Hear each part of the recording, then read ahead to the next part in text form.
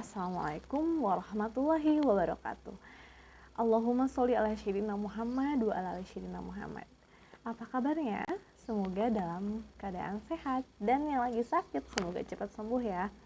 Dan yang lagi bingung apa urusan dunia ini, ya nggak ada ujungnya ya. Namanya juga kita makhluk hidup, pasti ada aja ujian, bener nggak?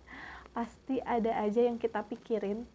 Tapi teman-teman, aku mau ngingetin bahwa nggak ada suatu masalah yang tidak terselesaikan atas izin Allah. Jadi kalau teman-teman nih yang saat ini lagi bingung, lagi was-was, lagi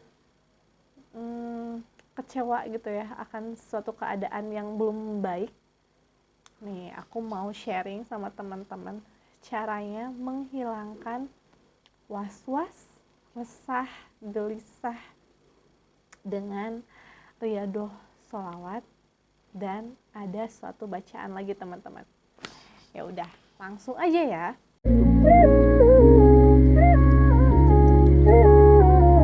Teman-teman, ini nih aku mau sharing ini terinspirasi dari kisah curhatan beberapa sahabat yang menanyakan gitu ya ke aku nih udah nih mengamalin amalan sholawat. Oh gitu, ya udah berapa kali memangnya? Baru seminggu. Oh ya udah. Jadi teman-teman, kita itu jangan perhitungan ya, karena mungkin udah amalin sholawat baru beberapa hari, baru seminggu misalnya, atau sebulan, kita terus aja bertanya, kapan sih Allah mengijabah doa aku, kapan sih hajatnya terkabul. Nah teman-teman, sebaiknya jangan ditunggu ya. Maksudnya itu, ya udah, kita udah berdoa, sudah berusaha, sudah mengamalkan sholawat, ya sudah teman-teman, jangan ditunggu. Sekali lagi ya, jangan ditunggu. Kenapa jangan ditunggu?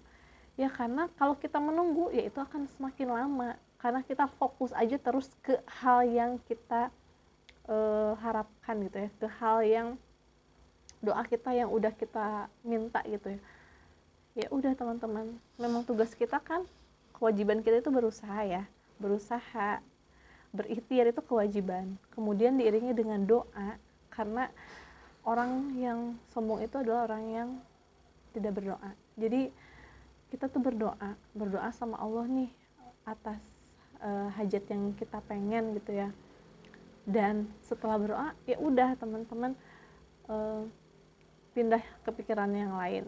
Hal yang kita ingin gapai apa sih? Misalnya pengen bahagiain orang tua, gimana sih caranya gitu ya, dengan perilaku kita yang sopan. Kemudian hal-hal yang sepele aja, misalnya menanyakan kabar kalau misalnya orang tua yang sedang jauh.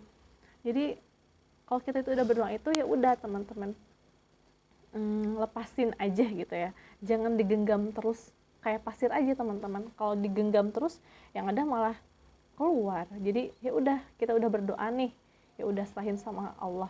Allah yang maha mengetahui segalanya, bener nggak? Boleh jadi nih kita itu pengen banget sesuatu yang kita pikir itu baik ya, misalnya pengen jodohnya itu si A nih, karena kita suka sama si A, karena kita nyaman sama si A. Tapi belum tentu loh menurut Allah, bisa jadi Allah itu akan memberikan yang lebih dari si A, misalnya si B. Nah jadi ya udah, tugas kita mah berdoa aja, tugas kita mah ya udah sholawat aja gitu aja, terus aja berdoa, jangan putus asa teman-teman. Jadi ini udah go with the flow aja, mengalir seperti air ya. Nah caranya juga berdoa seperti apa? Disarankan berdoa itu jangan terburu-buru teman-teman. Jadi kita bayangkan nih seorang anak ya yang meminta sama ibunya, terus kemudian dengan terus menerus, dan kalau bisa misalnya menangis nih, pasti kan ibunya itu terharu ya, pasti ingin mewujudkan apa yang anaknya pengen gitu ya, walaupun misalnya tadinya nggak akan membelikan, tapi karena anak itu meminta terus, kemudian menangis, maka si ibu itu akan memberikannya. Nah, begitupun dengan Allah, teman-teman. Allah itu pasti kok mengabulkan doa kita, apapun itu, teman-teman. Tapi ada 3 tahapan juga nih dalam doa. Sepertinya udah pernah aku bahas nih di video selanjutnya, di video sebelumnya. Doa itu langsung terjawab, langsung nih apa yang kita pengen Allah berikan.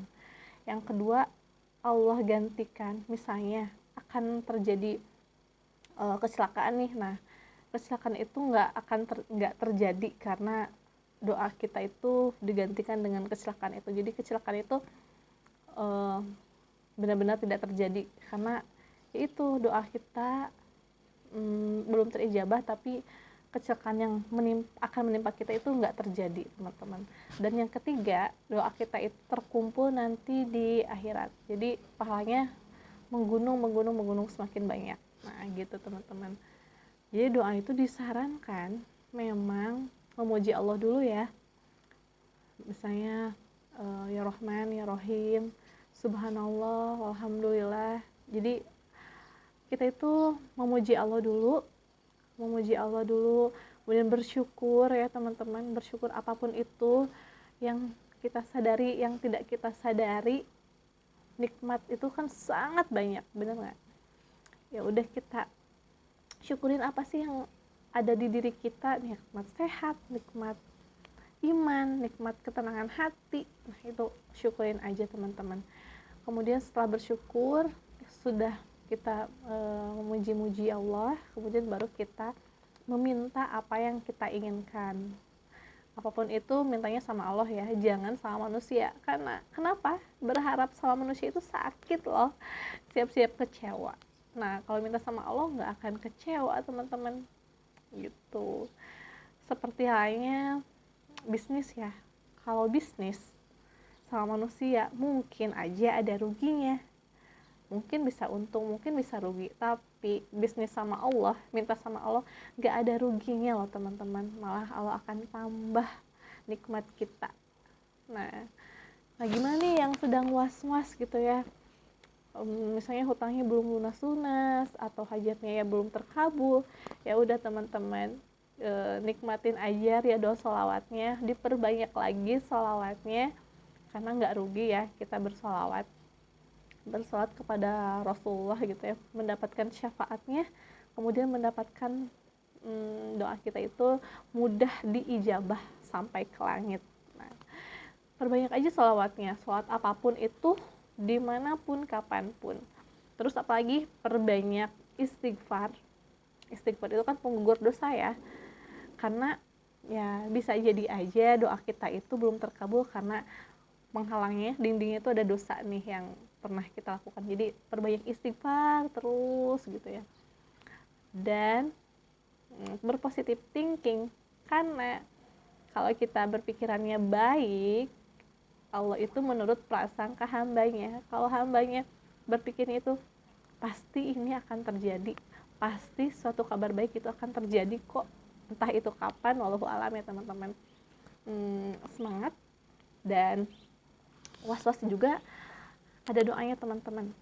Jadi cara menghilangkan was-was gitu ya, resah, gelisah itu, coba teman-teman membawa air ya, air mineral di gelas ataupun di botol, kemudian kita bacakan Al-Fatihah nih.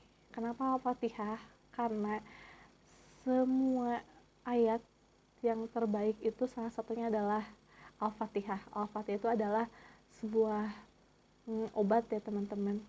Alhamdulillahirrabbilalamin, Ar-Rahmanirrahim, yang maha pengasih lagi maha penyayang gitu ya, Maliki Yaumiddin. Jadi kita resapi aja tuh Al-Fatihah itu dengan artinya.